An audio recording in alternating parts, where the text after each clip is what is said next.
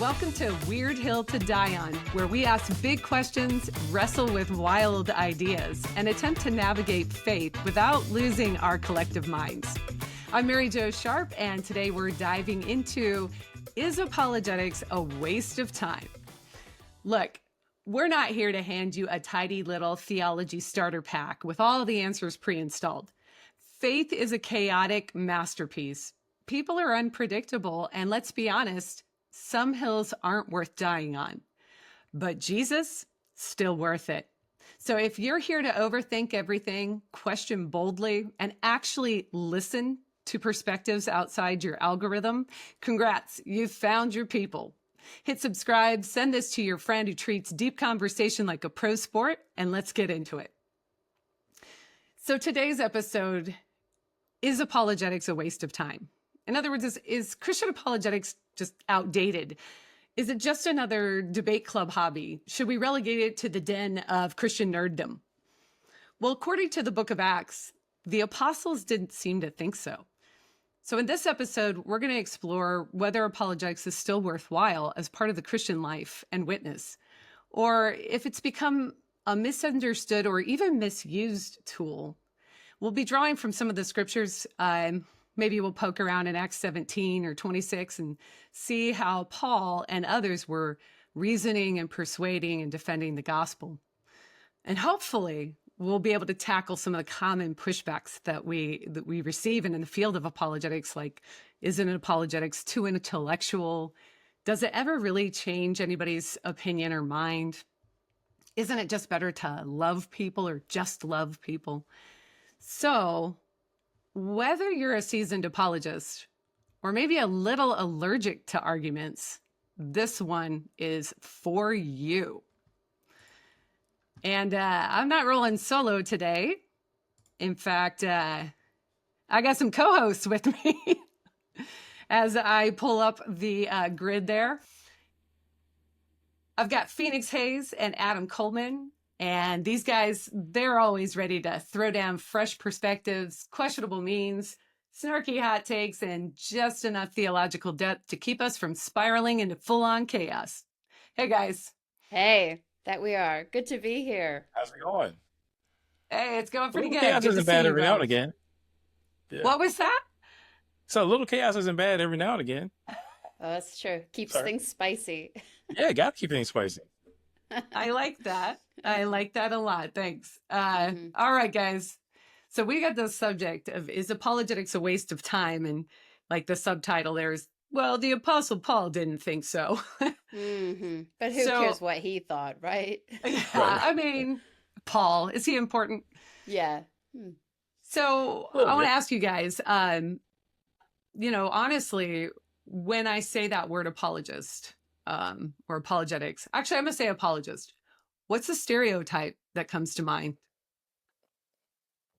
What do you think, Adam? I'm gonna say argumentative. I think it's gonna, kind of actually maybe I'll put kind of nuance a bit. Uncaring and argumentative. I think is probably what comes to mind for people. Just somebody who's trying to just get their point across and just get that mic drop moment and not necessarily caring for the souls of others. Okay. Interesting. I feel like I am not a good person to answer the question because I had never heard of the term for most of my life. And then when I heard of it, I immediately wanted to be one. So I immediately threw myself into it and got to know all the people doing it. And so I saw it from a very positive perspective. I either knew nothing, and then when I knew about it, I thought, that's a fantastic thing to do. Let me learn more. Okay. Yeah, that's great. You kind of got contrasting themes there. Mine was Yeah. more just, I didn't know what it was. And then Yeah. by the time I figured out what it was, I was like, well, that's like C.S. Lewis and I'm not him. So that is not what I do. I wouldn't give myself the title because I revered those other guys so much. But apologetics seems to be getting a little bit of a bad rap. Why do you think it gets a mixed reaction? Even in the church, it gets a mixed reaction. Why do you guys think that's so?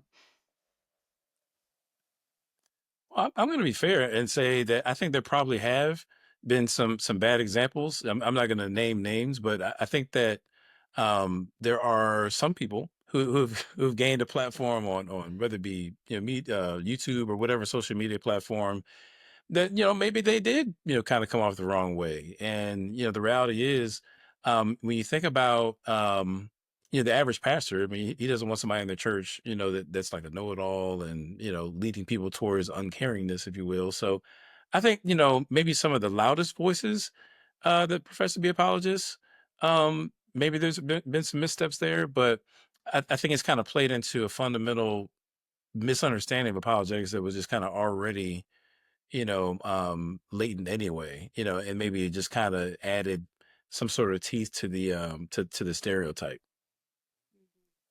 Yeah. Yeah. Go ahead, I Phoenix. yeah, I always I tend to put myself more in the position of the apologist. So I sympathize with their position. I know how much pressure we put on ourselves to make sure we have the answers ready. It's like read, memorize. You want to, you feel the burden to represent the gospel well and Christianity well and truth well, that you need to be a walking encyclopedia. So there's a lot of internal pressure that we put on ourselves to be able to provide an answer quickly, because that's the part we have to study. We don't feel as much pressure to figure out how to study people and develop personable skills, which of course is essential to doing what we do.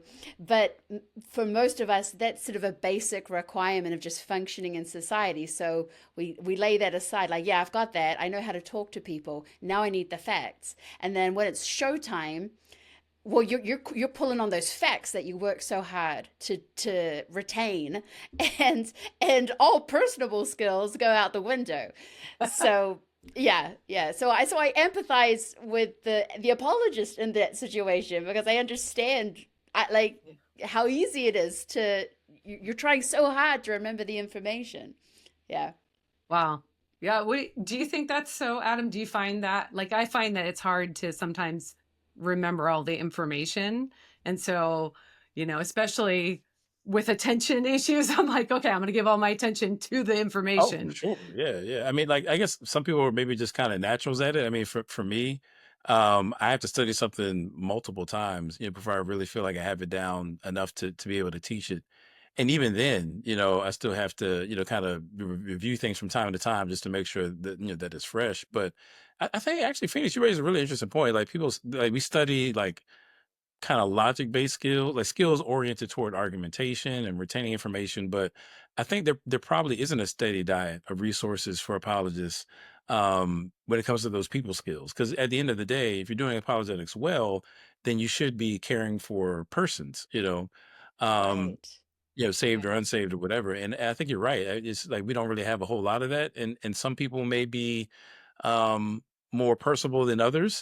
It might need a little more TLC than others to really care for others well. And yeah, that's a great point. I guess it's probably not something that we major in, maybe.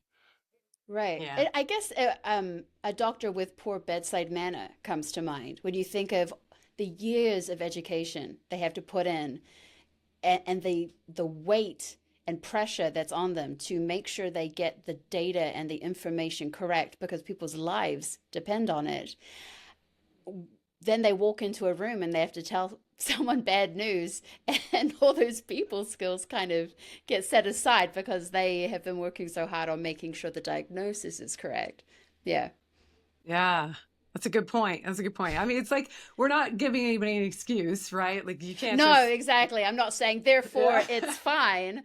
I But just yeah, I see why it reasoning, happens. Yeah. the reasoning to why that might be the case. Yeah. So how would we push back on the idea that defending the faith means being a jerk with a mic? My my response is, if you have to be a jerk with the information you have, you might not know the information well enough. Sorry. Because yeah, Sorry, not Uh-oh. sorry. Is that what? sorry, not sorry. And that goes right back on me too. I find if I have to be a little more prickly or a little bit more defensive, it might be because I'm feeling a little insecure about whether or not I can actually make the case. So I have to be, I mean, not that I'm put in that position often, but it's just something I've thought about. Yeah. Okay. Yeah, I think too. I think that's a fantastic point. I guess I would add that I think that the apologetics community can do a better job of explaining what apologetics is to, I mean, not even just laypersons, but clergy. Like right now, I think Yes. the majority of the apologetics world feels like it's its own island. There's like apologetics island that every now and again, maybe a pastor will travel to it to glean some information and then bring it back. But like we need to build a bridge, so that Yes. between that apologetics island and the rest of Christendom, if you will, so we don't feel like this island of nerdy theologian Christians or something like that. Like we need to bring it down a little bit, which I do think some of the classical, well, somebody like a C.S. Lewis, I mean, I do think there are people who have tried to do that, but I think that's probably the minority of voices that have engaged in apologetics. Um, if I could add too, honestly, I think that to be honest, I don't know, but this may be just an assumption on my part, but maybe there's an underappreciation for ecclesiology in the apologetics community. Mm, Like maybe we haven't done a good job. Maybe we just haven't been grounded in like what does it mean for an apologist to serve the church? It's not like Christian philosophy is its own thing elsewhere that every now and again yeah. we have to go tell the church what to believe and how to believe.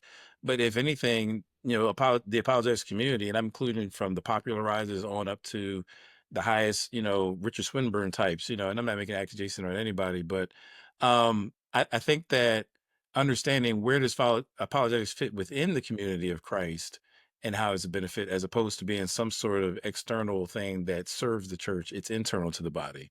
I think we probably need to do a better job of that. Its role in ecclesiology. Is that what you Yeah. Yeah. were getting at? Yeah. I love Yeah. that. Yeah. Yeah. Finding its place, its home in the church, because that's what it is, right? It's part of the church. This activity that we're doing, it's a practice of Christianity, and it belongs in the community of Christ, if I'm hearing you correctly. Yeah. And Yeah, I and think to so. I add to think so. that, I really don't like the idea that people think they need to bring in the apologist. I hate the title because one, I can't live up to it, and two, we're all meant to be we're all called to be apologists. It's just a question of how equipped you are to do it. So it's that whole it just perpetuates that idea that I don't have to know, those people know, or even this elitism that just makes the whole concept less likable to sort of think those people over there, they're the know-it-alls. It's like a double-sided coin. It's they don't like the idea that there's this group of people who think they know everything, but on the reverse side, rather than study the material themselves in a more accessible way, they've just assigned it to the nerds. And it's like, well, you kind of can't have both. Yeah, yeah. So we're back there. We're floating them back to the island of apologetics misfits. They're back There you over go. there. Yeah, yeah, yeah, yeah. We have I Which, mean, but rafts, we have to that stuff. point though, Yeah, like, I'm sorry. Uh, yeah. So like to that point, I mean, there's no biblical category for apologist. I yeah, mean, like it's not exactly. like the Bible talks about like being preachers, teachers, apostles, evangelists, and apologists. If anything, apologetics Exactly. is in service to any of those other gifts, right? But because we Yeah, treat it as if it's its own freestanding category, I think maybe we just kind of get off on the wrong foot. Where it should be apologetics should be a part of the life of the church. yeah, oh, Period. bring it, You know? Adam. Bring it. Yeah. yeah, definitely. Definitely. I love that. That's actually how I tried, like when I started in apologetics, people would always say, well, what do you do first? How do you get started in this? And I was like, in your own church. And that's what I was doing. I was actually standing in the foyer of my church with like a little, I have a clipboard with a little clipboard. And I was like, of these subjects, which one are you interested in? So I would survey church members, and then I built a course for the church around what the like hot topics were that I could speak on in apologetics. So That's great. the whole like ministry thing came out of thing. That's the philosophical term for what I'm doing, ministry thing. Yeah, Um, yeah.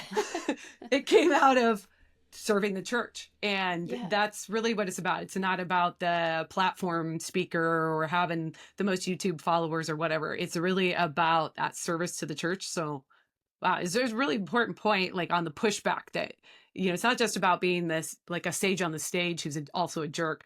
That's not really what this is about.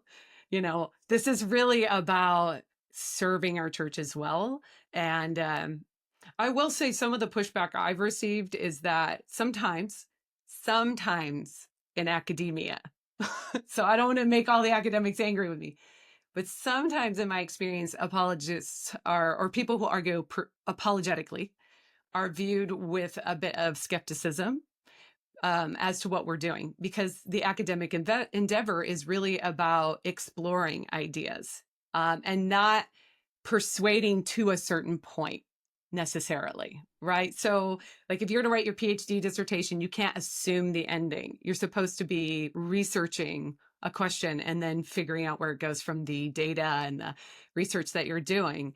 But apologetically, we're trying to persuade. And so there's a little bit of pushback there with what is our endeavor? What are we doing? Is it academic? Is it preaching? Is it, what is this endeavor? And now I've just taken the conversation way off. That's totally fine. Let's Yeah. go. Retitle the episode now. Let's go. That's right. Academics, what do they know? That's right. Thoughts? That's right. Oh, we're going to get it for that one. We love you, academics. That's where we get all of our info from. We're always quoting you. So we know, that. Sure.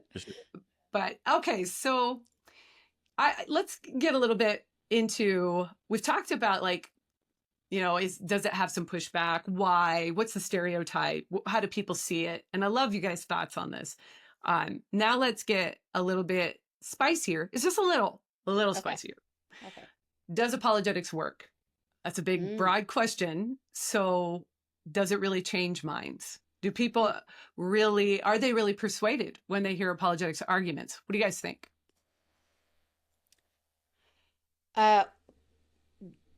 It's a case by case. It's a case by case situation. I think we all know that intellectual arguments don't win over hearts. That's for sure. And often resistance to accepting Christianity is a heart issue, not a mind issue.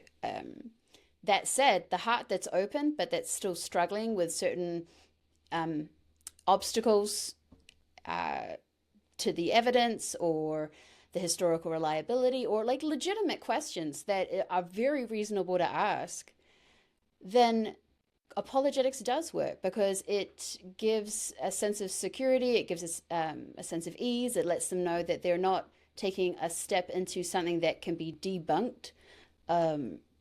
So yeah, absolutely. I do think it changes minds over time.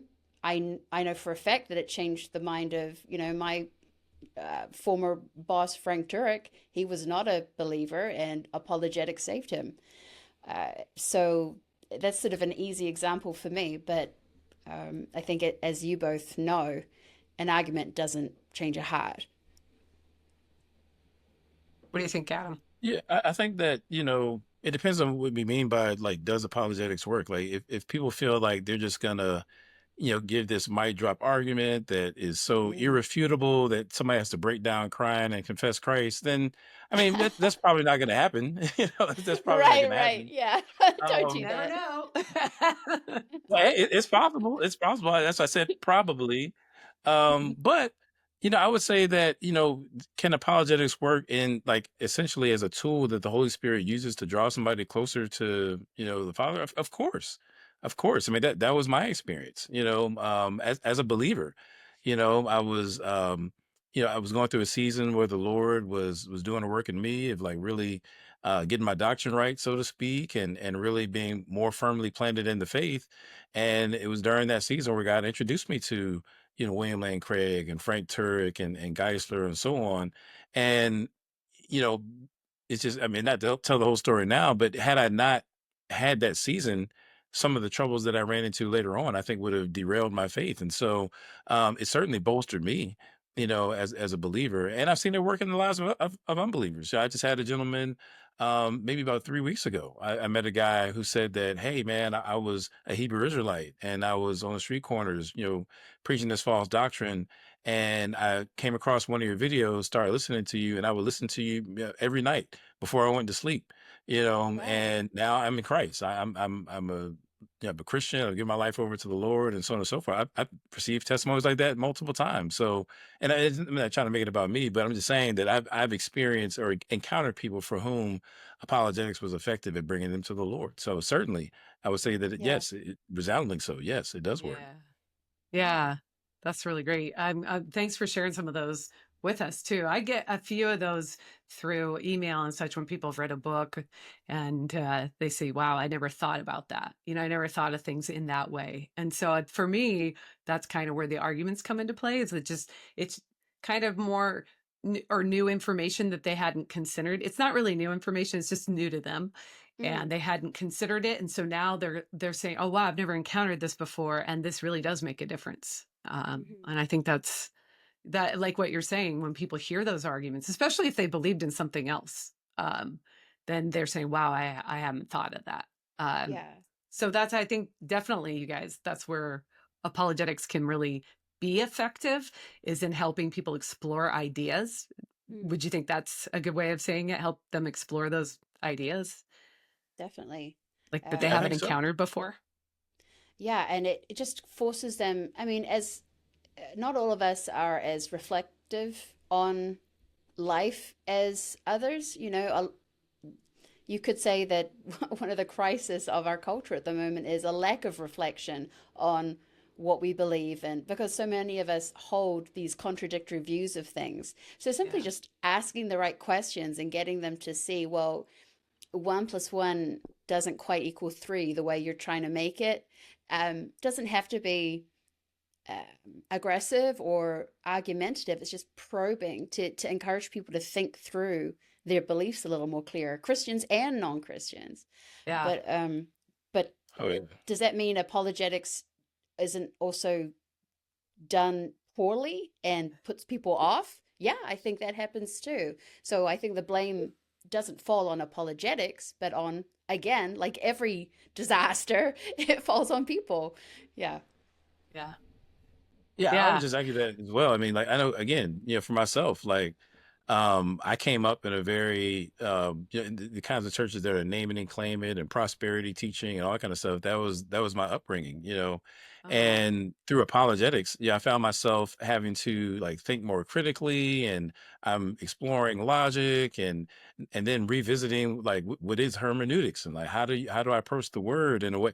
And then what I found was that, wait a minute, like with this skill set or these tools that I've acquired through studying apologetics, now that I'm applying them to, the set of beliefs that I had, I've been coming at the scriptures like totally wrong. Like, it's not the case that God is a slot machine and, just wait for me to, strike it rich or something like that for the glory of God. Like it really caused me to interrogate. Yeah, apologetics caused me to interrogate my own understanding of Christian doctrine, and so even for that, Yeah. I think that it can be immensely helpful for sure. Yeah. So, on that note, and you've already touched on this, Adam, so I'm going to come back to you. Uh, What's the Spirit's role when we in apologetics? Like when we're talking about, is apologetics worthwhile? Is it effective? What is the Spirit's role here? Because this is what church members, when they oppose me to for doing apologetics, it's like, well, you're not trusting in the Holy Spirit. So, can you kind of talk about like how that works? What's the Spirit's role in apologetics? Oh, for sure. Yeah. And actually, I got to give a shout out to, at the outset, my guy, JP Moreland, man. I'm a huge JP Moreland fan. He's as sharp as they come in the apologetics world when it comes to the realm of philosophy in general. He's as smart as all get out. And it was really through him that I, came to recognize that, wait a minute, you can really be into the Holy Ghost and at the same time be a really smart Christian and apologist. Like he's so open Whoa. about like how that it's like, Yeah. oh wow, we can do that. It's like, It is. I remember one It's time not an either I saw or. him praying. Someone was like, "Oh, wait, apologists pray too." It's just like, yeah, that's a thing, Um, you can No, get a we prayer just for go. Sometimes apologies. don't tell anyone. Right, right, right. But no, like it was really through JP Moreland that I felt like I gained like that intellectual permission to embrace the Holy Spirit's Mm, role in apologetics. And so for me, like I've just kind of tried to adopt that for myself. Like I pray before I study. I pray, as I'm, working on a blog or whatever. Like I really believe that if apologetics is to be of any value, then it must be spirit led. Because Mhm. ultimately, I think what's really happening again, this goes back to what I was saying before about apologetics not being its own freestanding thing in this kind of other category. If we're looking in biblical categories, ultimately we're talking about like the gift of teaching, really. We're talking Right, yeah. about, like what does it look like to instruct the people of God? Or maybe the gift of evangelism, is really what's Yeah. functioning. And apologetics is the tool. In either case, these are gifts that are given by the Holy Spirit. So of Mhm. course he should be involved in our apologetics endeavors, given that really properly done, they're in service to gifts like that. And so I think that there really is we do a disservice in the apologetics community when we underappreciate the role of the Holy Spirit. And we need to be Mhm. careful about that. yeah, that's very good. Thank you. Phoenix, did you want to comment on that? I it's You- it's all about that harmonizing of head and heart, right? And I think for a lot of us that grow up with the emphasis on heart, I mean, let's face it, that is the stock of seeker sensitive churches, is feeding to the emotional needs of congregants.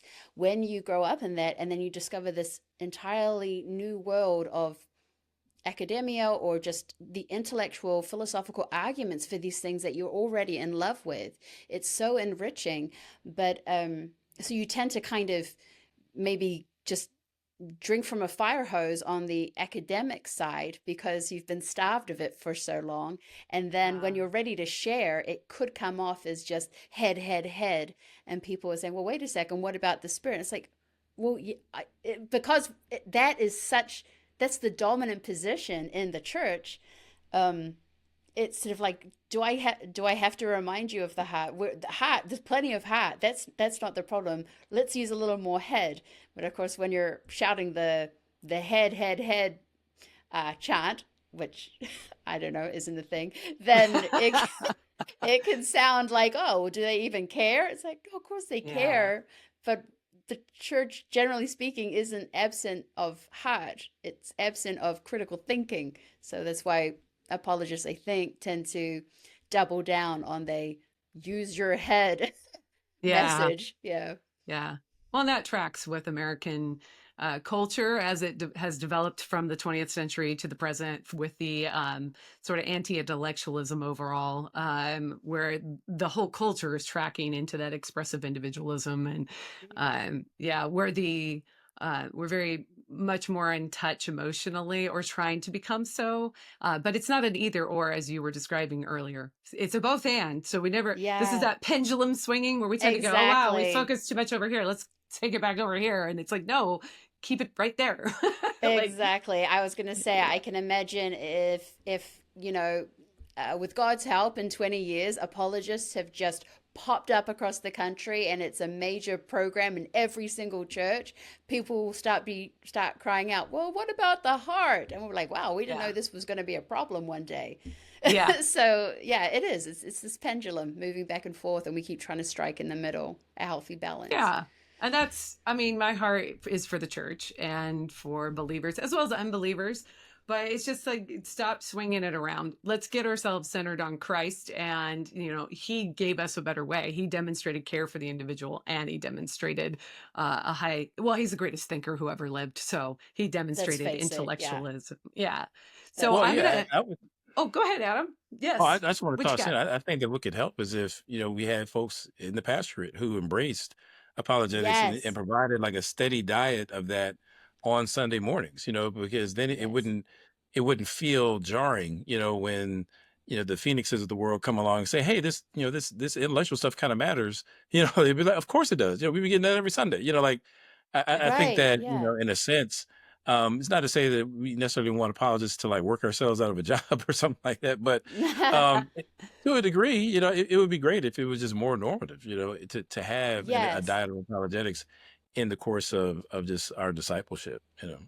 Yeah, Yeah. that would be And, fantastic. Yes. and on that note, let's go into some of the reasoning why we are all doing apologetics, and we think this is actually rooted in the scripture, that we're doing this in Yes. a model of Paul and, in Peter's command, in 1 Peter 3. So let's go back into what was Paul doing, or what stands out? Let me say it this way. What stands out to you about how Paul and others were approaching conversation, specifically in Acts? You can go anywhere in Acts you want, or anywhere else. But what stands out to you guys? Adam, do you want to take that?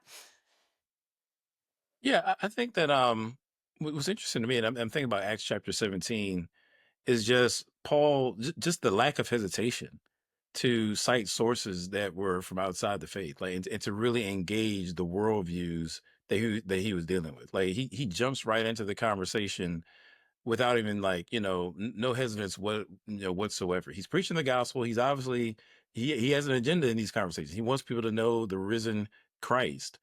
And yet, he didn't see it as being as like a compromise in any sort of way, to quote some of their poets and whatnot. And I think that what strikes me about that is that I think that today, to an extent, like, there can be this fear in the church of, it's like we don't want to get our hands dirty by, dealing with people in the world. But like, Paul wasn't worried about that at all. Like, he was like, yes, let's hash it out, and not just, I'm not only going to, cite your sources. I'm going to provide argumentation. I'm going to give you a Mm, reason to believe what it is that I'm saying. And I yeah. just think that I don't know where this idea of, hey, well, you can't argue people into the faith. I'm not sure in the history of the church kind of where that came from, but evidently Paul didn't believe that. Like, evidently he believed that argumentation could be effective in the course of doing what he was doing as an apostle. So I just think that this really strikes me, that he's willing to get out there. He's in the public square, literally, you know, um, and engaging in intellectual fisticuffs, with people of other worldviews, and didn't bat an eye, right? So I think Yeah. that's a powerful example of how we should be today. Yes. Yeah. To jump on top of that, I love that when he goes to the Areopagus, which I have only just now this moment pronounced correctly on the first attempt. Let it be on record. I love I don't think I ever that had it. So I he think that's good. Yes. I love that he goes in and he says, "People of Athens, I notice you have a god for this, a god for that," and you can tell that he's been floating, he's been listening to the conversations and what all the other thinkers of the day, everything that's trending in that moment, he's been observing and paying attention to, and then he comes in and he steers their direction toward. I also notice that you have, a monument to the God that has no name. I know his name. And then he launches in. It's Jesus. And he just delivers the gospel. And I love that he intentionally immersed himself among the thinkers who had sway in that cultural environment at the time. Such a unique and interesting time to be alive, right? For people to actually gather together in this space in the city and bring in hired teachers to talk about all these crazy new philosophies and things like that. And he isn't intimidated by it, even though he's not necessarily trained in all those other ideas. He knows enough, but he knows the philosophy he stands behind better. And he knows that it out explains all of theirs for reality. And so he just comes in and he doesn't have to be aggressive, nasty. He's argumentative, but of course that's got a bad connotation now. Argumentative doesn't actually mean rude. It just means he's bringing an argument. You can be polite and argumentative, or you can be a jerk and argumentative. And he does well, I know some people think he's a jerk, but I like him. He's bold. He's bold. He's bold, yeah. And I just love that he meets the people where they're at. He recognizes and sees them and says, "So you know how you believe this? Well, here's this. rather than just walking in blind and imposing this idea on them. Yeah. Yeah. I like that. Yeah. And I was just noticing here real quick, oh, just to your point, yes, James, of course. I'm pretty sure. Now, I'm not saying that apologists haven't had some missteps here and there, but I'm pretty sure I've never seen an apologist take a whip and go into a church and drive people out. Right? I've never seen an Oh, apologist call, that took me a fellow, second. people who profess to be believers, a brood of vipers, or Yeah. I've never seen them use words refer to people as dung or anything like. I've never seen that before. Right? So That's it's just true. like I'm just saying, I believe there's a passage where Paul says, if such and such doesn't correct themselves, then they should emasculate themselves. And I'm trying to use it, the PG word here. I'm just saying, like, if you have an issue with apologists today, you would hate Jesus. You would have hated Paul back in the day. You would not have been That is able, such a good you know, point. Yes. John the Baptist definitely is off the table. So I'm just saying that Yeah. we really have to put things in context. Like what Yeah. many people kind of clutch their pearls at today. If we're just looking at just reading the scriptures, this falls far shy of anything that we're seeing from like Elijah and some of the prophets and so forth. So yeah, Yeah. They're pretty bold, aren't they? Yeah. Yeah. pretty That's cool. Pretty cool. so Acts 26, since we're in Acts and we're looking at what was going on when Paul goes before King Agrippa, and he gives this like logical, straightforward defense of what he believes. And then he says, and you know this because it wasn't done in a corner. Like, it's Mhm. rational. My words are rational and true, or true and rational. And he just says it like that. Like, he's very much matter of fact. This is the way things are. I love that. Mm. Because that's when I talk about apologetics and the work that we do, I'm like, well, we're just trying to communicate what we see as matching with the way the world really operates, with cause and effect, with, like when we do deductive reasoning, this is where we end up. We're trying to be consistent, coherent. We're not trying to just throw things together and see what, makes me feel good about stuff, but we're actually trying to find what's out there and what's true. And you Mhm. see, here's Paul doing exactly that. Yeah. And Doing so, and exactly he's that. pretty, like you're saying, he's pretty bold. Mhm. I am, not all of us have to be Paul, but at No. the same time, right? Isn't he like he and Jesus and Peter and these guys, aren't they supposed to model something for us? Like Right. that For maybe sure. we don't do it in their personality, but maybe we take what we can and use it with our own personality and the way that God has made us in order to communicate and persuade on the gospel. Yeah. Which just Absolutely. further adds to the point that if this was a baseline diet for every single church, we would get more variety in the character types that are drawn to learn the information. At the moment, it does tend to be the very analytical, logical, maybe loud, and people who are a little Yeah. Paul like, that want to just get in amongst it. But not everyone is going to respond to that. I mean, a lot of people aren't. I wouldn't have responded to that 15 years ago. In fact, I remember dealing with someone who was an apologist, not a Christian apologist, but they were making a defense for something they believed, and I just was kind of like, "Why? I don't care. Why do you keep arguing with me? I don't." Like, I didn't really want to have this discussion, but she wouldn't let anything go. She'd be like, but why do you think that? Why do you think that? And I was like, what's this woman's deal? So culturally, we're not all, not only culturally, but also personality. We don't all enjoy an argument. Let's put it that way. Right. Yeah. Okay. Yeah. On that, I've got like one last round of questions here, Okay. or question, depending on how much we want to discuss it. But so for someone who doesn't want to be, that guy, they don't want to do they're like, oh, I like apologetics. I like what you guys were saying because it is rational and reasonable, and it does argue persuasively, and it does help people open themselves up to like what the Spirit's doing, and bring them to a point of considering belief in God, or considering faith in God, trusting Him. But if someone's intimidated by apologetics, where would they start? I like Hey, books. Books don't yell at you. Sit down and read some books. You just go at your own pace. You can tisk, tisk, tisk and shake your head at things you don't agree with and there's no judgment. I mean, is that a dumb answer? Start with books. You're safe. Find a nice nook. Just get cozy. I don't know, Adam, did the books you read yell at you? Because some of mine do. They kind of do. It depends on the author, right? Maybe. Yeah. I don't name drop anybody, but no, I'm kidding. But books. It reminds me that I think it's that Bruce Lee quote from Enter the Dragon where he's like, boards don't hit back. It's like, books don't hit back necessarily. It's kind of kind of a safe start. Yeah.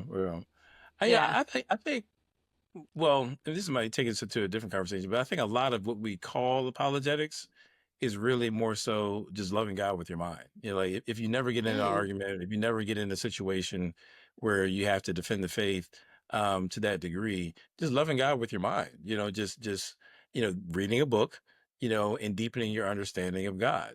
I think that if we're doing apologetics well, then the arguments, the information, whatever, they should be pointing us to a larger, more grander understanding of who God is. And thus, loving God with our minds in that way. And so I think what I've shared with people is just, start with the question that bothers you the most or the one that interests you the most. If you have a question that just kind of bugging you, it's kind of like that rocking your shoe, start with that and just study it into the ground, or if there's something that you're just keenly interested in, like if you're a science person and, you might want to start with the fine tuning argument, the teleological argument, maybe specifically related to biology. If you're, not a science person, that's probably not going to be the thing for you. Maybe you need to, if you're a history guy, maybe you need to start with the argument for the resurrection or something like that, or the veracity of the scriptures. Start with what interests you and then, build from there. I think that's always a safe place to go. Yeah. That's great advice. I'm kind of like Adam. I'm like, well, what are you interested in? Because you're not just going to randomly read. Usually, sometimes somebody's having a crisis of faith and they're like, I'll read anything, whatever the arguments are. And when I was having that time of like, oh no, what have I done? I'm in this group of people and I don't know if I want to be in this group of Christians. When I was having my crisis of faith, I found, you mentioned William Lane Craig, and I think we've mentioned Frank Turk. I found Lee Strobel's book, Case for Christ. And when I started reading it, it was like, where have these been? Where have these arguments been my entire Christian education? Which wasn't very much because I became a Christian as an adult, but I was just, so it was like all of the arguments were impressing me. Like, what? I've never heard this before. I didn't even know we could argue like this. So, but that doesn't help a person where they start. Where do you start? That's back to what you were saying, Phoenix, a book. I found a book. Yeah. Help me encounter. I mean, that's almost like a medium that I think is a very safe place for people to start with. I remember my in-laws, for example, when they first heard Greg Koukl on the radio, they didn't really care for him. They were like, he's too confident in his answers. Like they were reading an attitude behind the information that I don't think was there. I mean, we tease him that it is there, but it's not. He's a humble guy. But had they perhaps first encountered Greg Koukl in his written format, perhaps we don't tend to make assumptions about the person as much. We tend to read it, I hope, in a more forgiving tone. Yeah. That's nice. A forgiving tone. Yeah. Being charitable. Going back to, I was talking about the academic life and I gave them kind of I was dissing them a little bit. There's a Gen X word, right? Diss. Yeah. And I didn't mean to. It was a different approach. But yeah, the academics are also very charitable, which is kind of what you're talking about. When you truly about learning, when you're truly about the education and getting the knowledge, you tend to be a bit more charitable with people. And that's what, you're kind of talking about. Take a charitable approach towards what you're hearing, like with Koukl and what he's doing. When we do that, thank you. Actually, that was the word I needed. Yeah. When you do that, you tend to learn more because you're not defensive. Yeah. You're actually trying to, like, what are they actually trying to say? Yes. You're kind of for them in that case. So you guys, I'm gonna bring this to a close here with one more question. So, we're weird hill to die on, and so now, what's like what's one of your hills to die on? It doesn't have to be weird. And in apologetics, like, do you have an argument that you'll defend that argument? Like you're going to die on that hill. Do you guys have one that is really impressive to you or stands out to you, that you would actually, that's one of your hills? My answer is kind of double. So the answer that I find most persuasive is not the one I would defend because I'm not knowledgeable enough about it. But I have always, whenever I have had moments of doubt, this sounds very, very simple, but I would simply look at the intricate design of the world around me, the detail of a flower, and just know that's not an accident. That was designed. But I don't, and I've read plenty on the design argument, but I'm not a scientist. I wouldn't care to get up and die on that hill to explain all the natural evidence that supports it. I mean, well, that's not true. I would defend it, but I would happily bow out to someone that actually specializes in that area.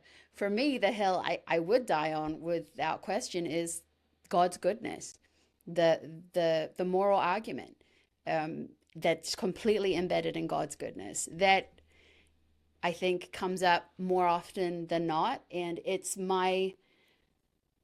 the undying belief that God is inherently good and all that encompasses, including his justice, his mercy, the fact that he loves us. I sort of wrap all that into his ultimate goodness. If I didn't have that to die on, why am I doing this?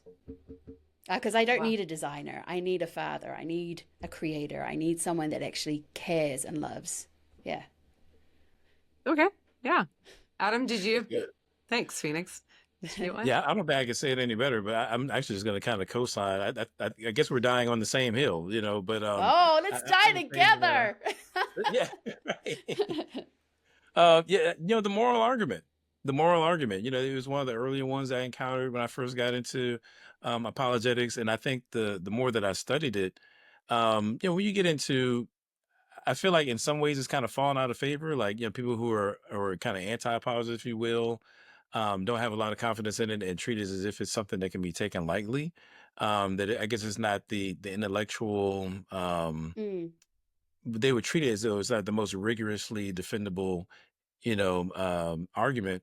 But I would just die on that hill. I think it's a really sound argument, particularly if you take the approach that the David Baggett does, where you bring it into a different versions of the argument and trying to wrestle with what morality is and how it could be grounded. I think it's still a solid argument, and in part it's because of another hill that I'm super confident in, which is I think that the argument for the soul is really strong. I think the argument that substance dualism of some sort is true. I think is just I think there just is no non-theistic account for just reason and rationality. Right. And because of that, I think that the moral argument kind of piggybacks on it and stands really, really well, so. Yeah. That's great, you guys. So I won't talk about mine because both of you kind of. I was like, no, you're not allowed to do that. Not allowed to do that. What's your hill? Well, I'll give you my hill. We were trying to cover all the bases so that, there would be no room left for Mary Jo, but, you gotta give us something. Well, mine, when I do a talk on why I'm still Christian, I give the problem of evil and the argument from rationality. I call it the problem of rationality. So you guys have both discussed this in various forms, like where does good and evil come from? What's our foundation for that? And then the argument from rationality, that rationality comes from rationality. So cause and effect, and that just in a short form. But there are people out there that argue it's so much better than me. But those are two of my sort of hills to die on for Christianity. And then I would throw in evidence of the resurrection because it was so profound to me that I just don't think people would die for that kind of a lie. Not a lie, that one. though, Right, because they right, were right. there. Though Yeah, the yeah, yeah. psychology of it just doesn't match up with what we know of human psychology with these guys who are professing Jesus after his death. So Very true. I got like 3 hills I might die on there for We're going to Christianity. throw body chunks on all these 3 hills hills. to die That's on? right. Yeah, one arm over there. A Yeah. leg over It's going to there. look like a zombie apocalypse. That's right. That's right. All right, you guys, we got to wrap this up. So thank you both for joining me today on Weird Hill to Die On, where we argued in the spirit of Paul, but with better lighting and less jail time. So Less shipwrecks. that's right. That's right.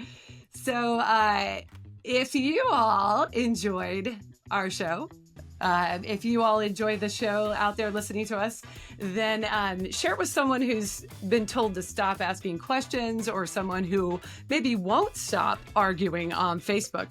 And if you're new here, hit that follow button so you don't miss any of our future hot takes, biblical deep dives, and apologetics with a little attitude.